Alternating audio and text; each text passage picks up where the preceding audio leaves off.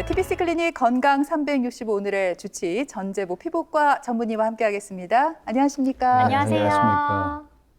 반갑습니다. 저는 가톨릭 피부과 의원에 근무하고 있는 피부과 전문의 전재복입니다. 이 자리에 나와서 여러분하고 이렇게 앉아서 이야기를 하니까 참 마음이 편하고 좋습니다. 네, 저희도 무척 반가운데요. 예. 저희가 신년 특집으로 한번 뵀었어요. 대한민국 진균 연구 1번지에 출연해서 더욱더 반가워하시는 분들이 많을 것 같은데요. 이 피부 질환에 대해서 오늘 알아볼 텐데 우리가 예. 아는 피부 질환 하면은 뭐 일단 습진, 무좀, 아토피 이렇게 많습니다. 주로 많이 발생하는 피부 질환에는 어떤 게 있나요? 우리나라의 경우에 피부 질환을 보면은 습진 또는 다른 말로 네. 피부염 같은 말입니다. 예. 이것이 한 3분의 1. 그 다음에 지금 오늘 제가 말씀드릴 피부의 진균성 질환이 한 3분의 1. 그 다음에 이제 나머지가 3분의 1 점합니다. 그렇게 본다면은 이 피부의 진균성 질환이 상당히 많은 거죠. 예. 상당히 많은데 사실 저는 뭐 습지는 들어봤지만 네. 진균성이라고 하면 왠지 좀 사람 이름 같아요. 진균성 씨 같기도 하고 사람 이름은 아닌 것 같고. 아니, 아니죠. 진균성이죠. 예. 그러면 진짜 균을 말하는 거예요, 교수님. 진균성 질환이 뭐예요? 뭐예요? 예, 참 좋은 말씀인데, 예, 좋은 말씀 맞습니다. 이제 이 진균이라고 하는 것은 원래 그 세포가 핵도 있고 또 세포막도 있고 그런 의미에서 이게 아주 고급스러운 그런 생물의 세포입니다. 그런데 이제 이것이 한 수 좀 찔리는 것은 식물은 전부 다 이제 저기 엽록소가 있기 때문에 스스로가 먹고 살고 이렇게 영양소를 만들 수 있는데 이 진균은 그 엽록소가 없어요. 그래서 이제 어쩔 수 없이 기생을 하는 거죠. 그래 오늘 여러분들한테 말씀드릴 피부의 진균성 질환도 진균이 피부에 기생해가지고 그렇게 이제 영양을 섭취하고 살아가는 거죠. 네.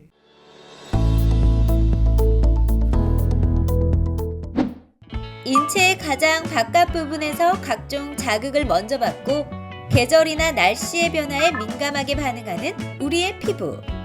우리 몸의 최전선에 있는 이 피부에 곰팡이가 기생하면서 생기는 병. 바로 진균성 질환인데요. 먼저 피부 표면의 각질층, 털 등의 기생에 병변을 만드는 백선은 우리에게는 발에 생기는 백선인 무좀으로 잘 알려져 있고요. 이 밖에도 특정 효모균이 기생하며 진무름, 발진을 만드는 칸디다증, 혹은 비듬이 덮인 반점을 만드는 어루러기 등이 피부 표면에 생기는 대표적인 진균성 질환입니다. 살면서 한 번쯤 겪게 되지만 증상 자체를 가볍게 보고 넘기거나 잘못된 민간요법 등으로 만성으로 발전해 치료기간이 길어질 수도 있는 피부의 진균성 질환. 정확한 증상과 적절한 치료, 예방하는 방법까지 국내 유일의 진균의학연구소에서 수십 년간 진균을 연구해온 전재복 피부과 전문의와 함께 알아봅니다.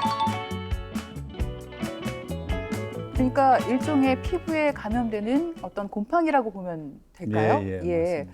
그렇다면 이 곰팡이로 인해서 생길 수 있는 질환들은 어떤 게 있을까요? 우리 이제 사람의 경우에 이제 세 가지 뭐 다른 것도 많습니다. 네. 많은데 여기에 이제 피부의 표면에 오는 그런 병을 세 가지로 말씀드리면은 우선에 이제 속칭 무좀이라고 이야기하는 그런 등속이 있습니다. 그거는 각질을 좋아하는 그런 사상균, 그걸 피부 사상균이라고 하는데 그것 때문에 생기는 그런 이제 백선이 있고요. 백선이 있고 또 한 가지는 이제 그 곰팡이 가운데 칸디다라는 그런 이제 그 곰팡이가 있습니다. 그 때문에 생기는 칸디다증. 마지막으로는 이제 그 말라세지아 곰팡이 하는 그 때문에 생기는 어루러기. 아주 고래 수혈을 간단하게 말씀드리면 그 세 가지입니다. 네. 그 말고도 많아요. 아, 그렇구나. 많은데 일반 시청자분들한테 이제 친근하고 한 거는 그 세 가지를 들어서 이야기할 수 있습니다. 네. 친근하긴 하지만 걸리고 싶진 않은데요. 맞아요. 멀리하고 싶어요. 네, 대표적인 질환들 짚어주셨는데 그 가운데서 일단 백선이 어떤 질환인가요? 백선은 이제 백선균이 있습니다. 예. 백선균 또는 피부 사상균이라고 이야기를 하는데 이 피부 사상균은 뭐를 좋아할 것 같으면은 각질을 좋아합니다. 각질 중에 아주 흔한 기로는 피부 제일 표층에 있는 게 이 각질층이거든요. 네. 네. 그 다음에 또 각질이 이제 머리털, 어허. 털. 그 다음에 또 되어 있는 게 손, 발톱. 네. 이런 것 전부 다 각질성 구조물이죠.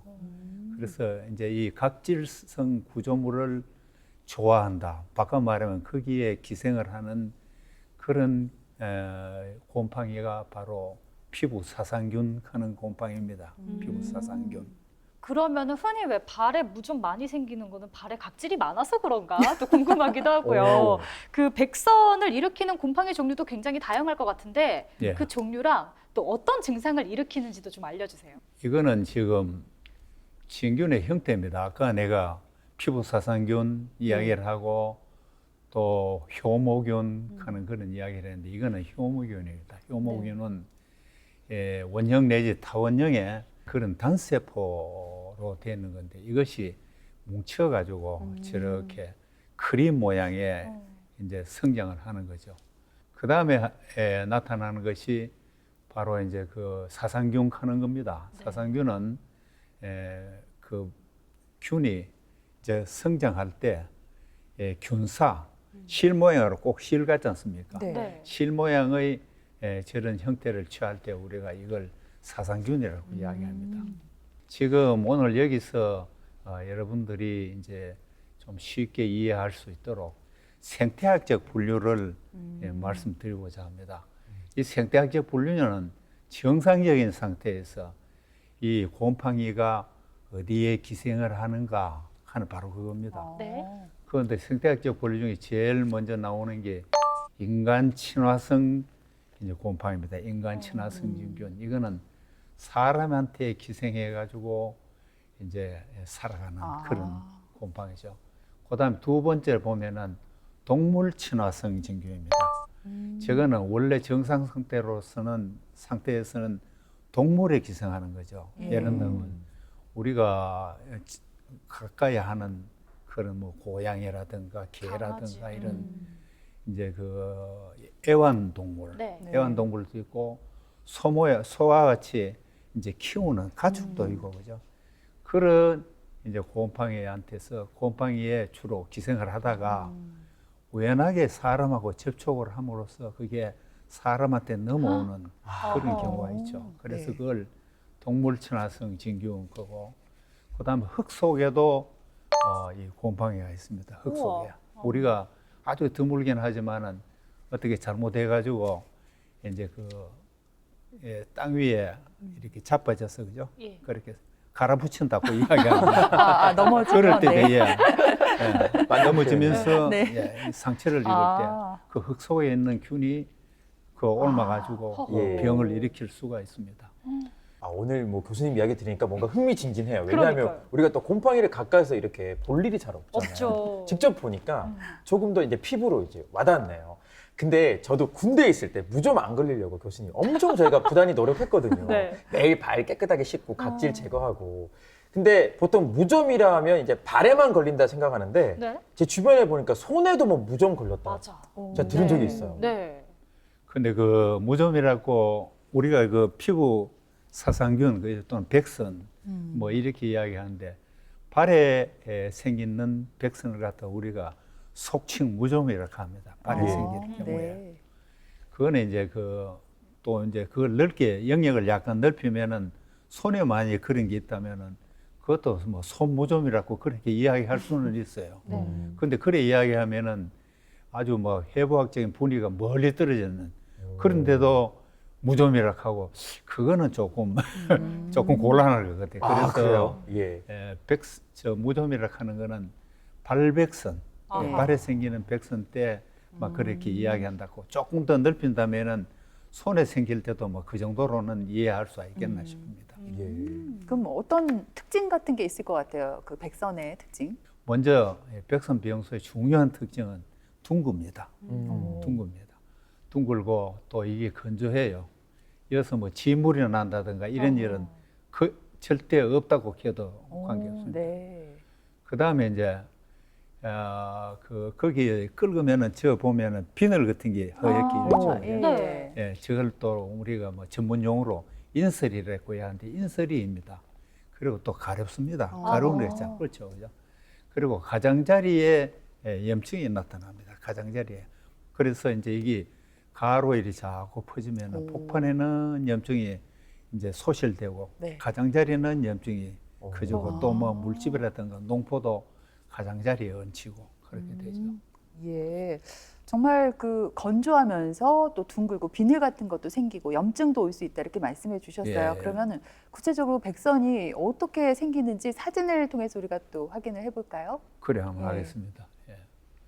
어머. 우와. 이거는 우리가 백선을 진단을 이제 내릴 때에 네. 머리에 생기면은 머리 백선, 얼굴에 생기면은 얼굴 백선 이렇게 우와. 침범되는 부위에다가 이제 백선을 이라는 그걸 갖다 붙입니다. 이거는 머리에도 머리 이렇게 될 수 백선인데, 있는지 몰랐어요.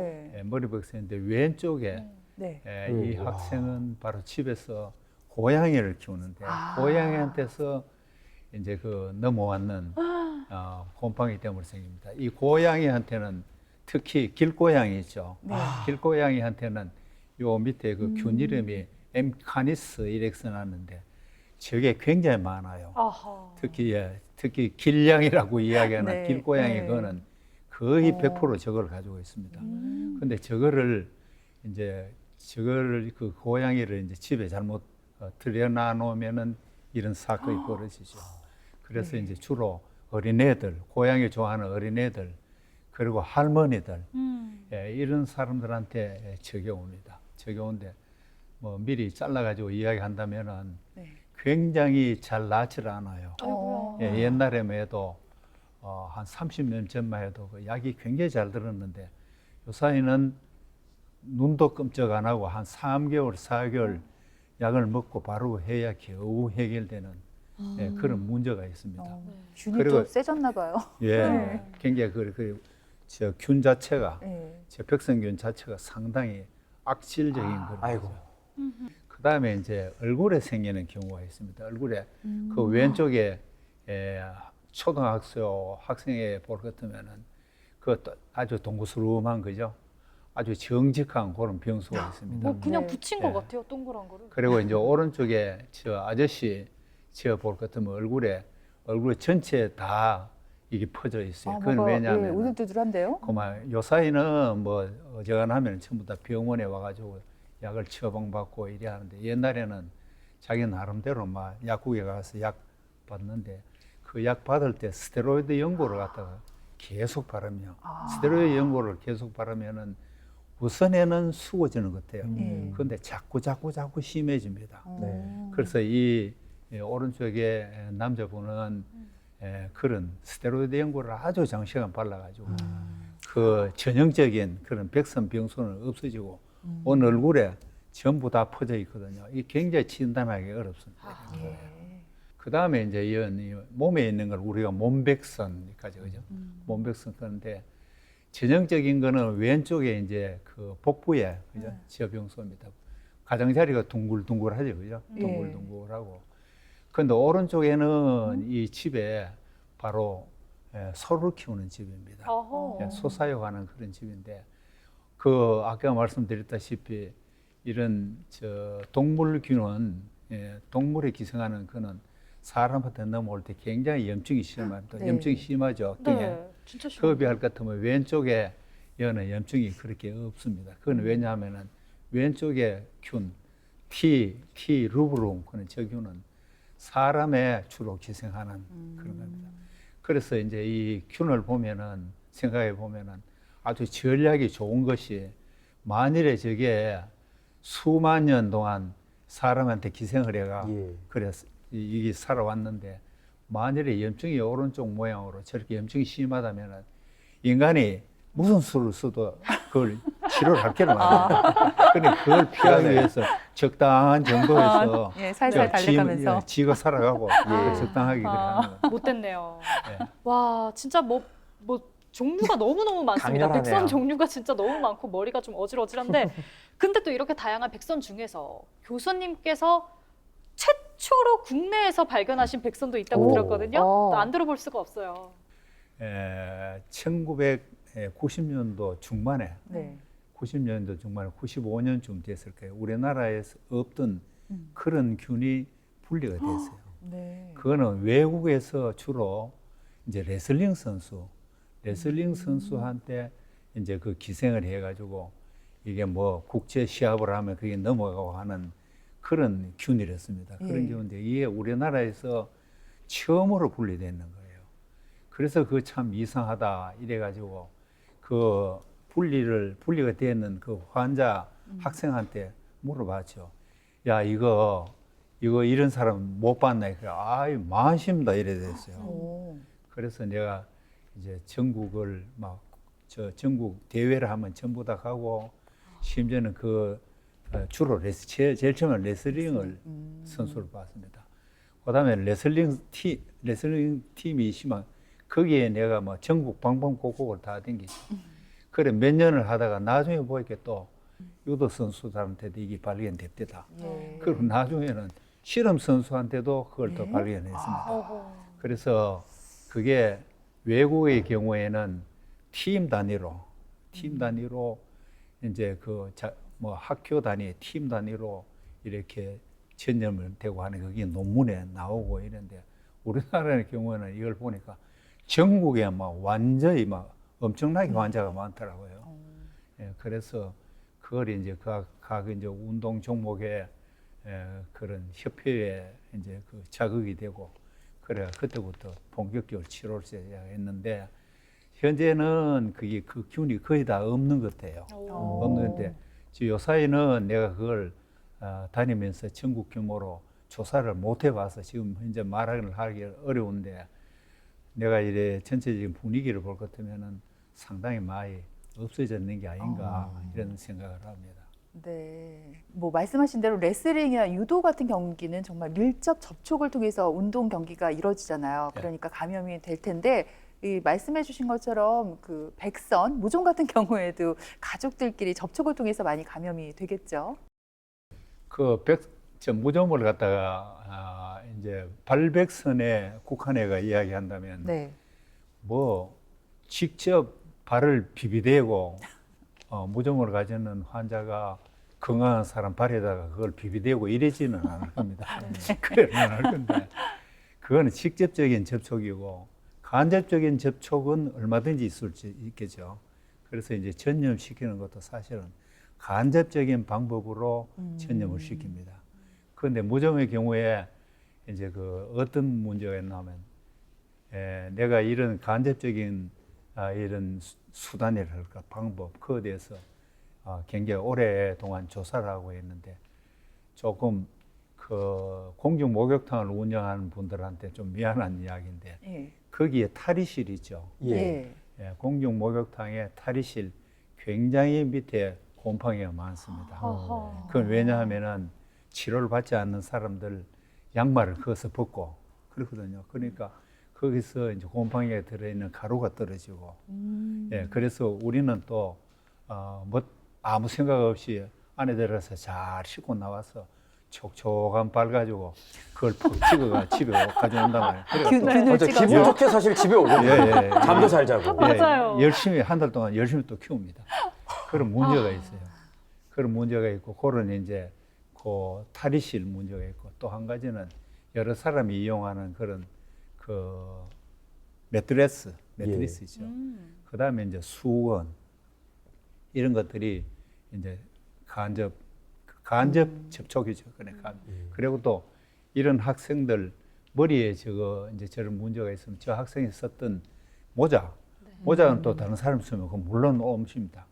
네, 물론 그런 이제 간접 접촉으로 얼마든지 이것이 이제 전염이 될 수가 있죠. 네, 이번에는 대표적인 진균성 질환 두 번째죠. 칸디다증에 대해서 알아보도록 하겠습니다. 교수님, 칸디다균, 저는 한 번쯤은 들어본 것 같은데 어떤 질환을 말하나요? 칸디다증은 칸디다라는 이제 곰팡이가 사람 몸에 기생하는 거죠. 기생하는데 저 사진에 보시다시피 물을 많이 만지는 분들, 식당 종업원이라든가 바텐더 이런 사람들 이제 손가락 사이에 물이 마를 날이 없습니다. 그게 또 손가락 사이이기 때문에 겹쳐져 가지고 고온이 유지가 되죠. 그죠? 그래서 거기에 이제 칸디다가 나치일 수 있는데 이 칸디다는 사실은 정상균총에 속하는 그런 존재입니다. 그러니까 저게 아주 멀리 우주에서 날아오고 이런 게 아니에요. 그래서 가까이에서 이런 문제가 생길 수 있고 남녀 그 비율로 볼 것 같으면 남자가 10명이 이제 저 병이 걸리다 하면 여자들은 뭐 1명 정도 걸릴까 말까 이렇습니다. 예. 그 부인과 질환인 질염 중에서 칸디다성 질염이 있잖아요. 이게 혹시 지금 말씀하신 균이랑 같은 건가요? 그 칸디다성 질염, 여자분들 칸디다성 질염 사실은 상당히 흔합니다. 흔하고 또 그게 있다고 해가지고 무슨 큰 기저 질환이 있는 것도 아니고 예를 들면 당뇨라든지 이런 것도 보통 없더라고요. 조사를 해봐도. 네. 그냥 정상적인 상태에서 한두 번씩 그렇게 겪어가는데 그 곰팡이도 이거하고 똑같습니다. 예, 똑같은데 이게 어떤 경우에 특히 그게 심하게 올 수 있냐면 당뇨병 때 이제 그 혈당이 높으면은 소변에 당이 많이 나오잖아요. 이 칸디다가 당을 좋아합니다. 당을 좋아해가지고 저 외음부 그것도 막 엉망으로 기생을 하고 이러죠. 그래서 특히 이제 그 칸디다가 이제 외음부에 많이 이제 성하면은 우리가 꼭 당뇨를 검사합니다. 당뇨 검사만 거의 틀림없이 당뇨가 있어요.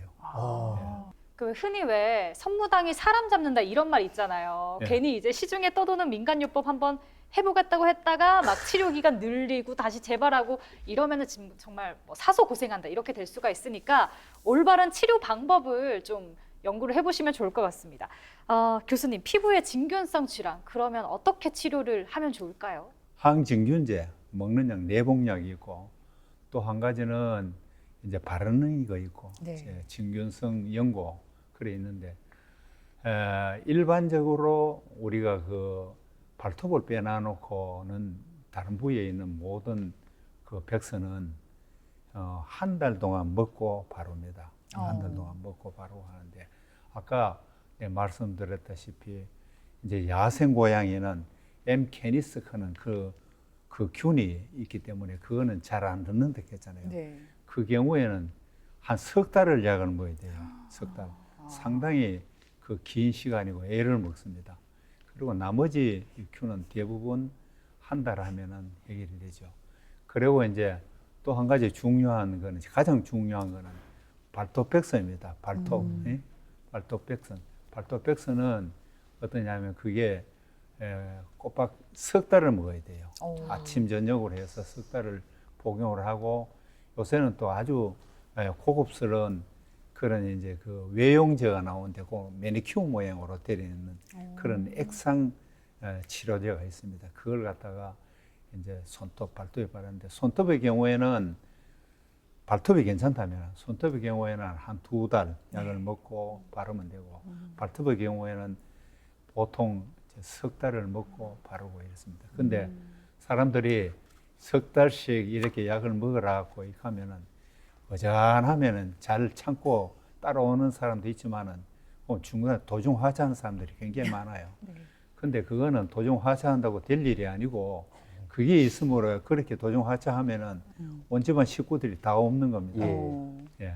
그러니까 그걸 이제 그 치료 그걸 갖다 잘 참아가지고 끝까지 그걸 이제 치료를 해내야지. 예, 알겠습니다. 이렇게 오늘은 피부로 감염되는 이 곰팡이, 진균성 질환에 대해서 이야기 나눠봤습니다. 지금까지 피부과 전문의 전재복 교수님과 함께했습니다. 오늘 말씀 예. 잘 들었습니다. 예, 감사합니다. 고맙습니다.